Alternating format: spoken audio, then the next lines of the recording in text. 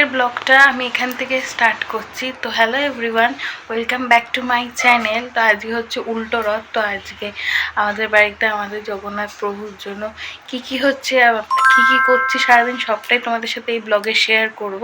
তো ব্লগটা দেখতে থেকো, আশা করি তোমাদের খুব ভালো লাগবে।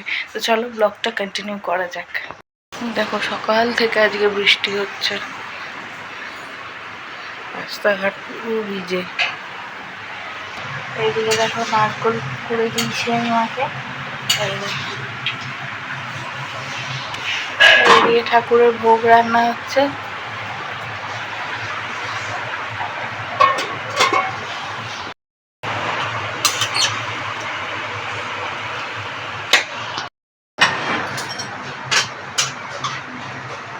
কার হয়ে রয়েছে এই দেখো, মানে আজকে তাও তো আগের মানে সোজা রথের দিন তো তাও একটু সকালবেলা রোদের মানে সূর্য মুখ দেখা গিয়েছিল, মানে রোদ একটু দেখতে পাওয়া গিয়েছিল। আজ তো কিছুই নেই। আর এই দেখো কি সুন্দর পাখিটা গাছে বসে আছে। এই দেখো ঠাকুরের ভোগ রান্না হয়ে গেছে সব। এই দেখো ঠাকুরের জন্য মা গুছিয়ে রেখেছে অলরেডি থালায় আলাদা করে। আর এইগুলো সব ভোগের রান্না। আর এইটা দিদির বাড়ি যাবে, দিদি যেহেতু আসতে পারবে না তাই। জগন্নাথ দেবের খুব পছন্দের এই খিচুড়ি ভোগের নাম হচ্ছে কর্মা বাইয়ের খিচুড়ি, যেটা মা আজকে ঠাকুরের জন্য বানিয়েছে। তো ঠাকুরকে আমরা আজকে এই ভোগ নিবেদন করব।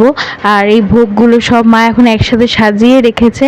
এখন বাবা খেয়ে অফিসে চলে যাচ্ছে, আর আমি এখন স্নান করতে যাব। স্নান করে এসে তোমাদের সাথে কথা বলছি। চলে এসছে, ঠাকুরের পুজো দিতে যাবো আমি। এই যে আমার পুজো এইমাত্র শেষ হলো, আমি এইমাত্র পুজো শেষ করলাম। এই দেখো আমি সাজিয়েছি।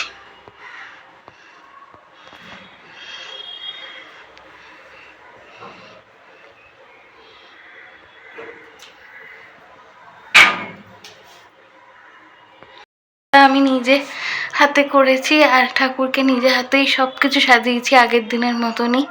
তোমরা অবশ্যই কমেন্ট করে জানিও যে কেমন লাগছে তোমাদের। এখন ঠাকুরকে ভোগ প্রসাদ সমস্ত কিছু চড়ানো হয়ে গেছে। এখন আমি নিচে যাব, গিয়ে নিজে গিয়েও ঠাকুরের ভোগ প্রসাদ খাবো। তো চলো নিচে যাওয়া যাক।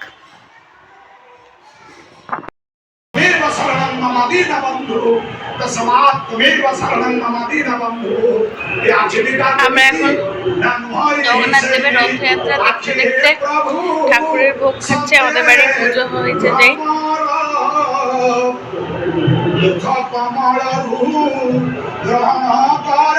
জয় জগন্নাথ।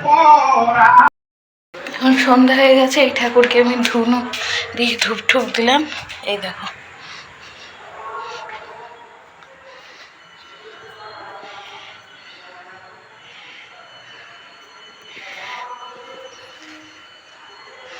কেমন লাগছে তোমরা অবশ্যই একটা কমেন্ট করে জানিও।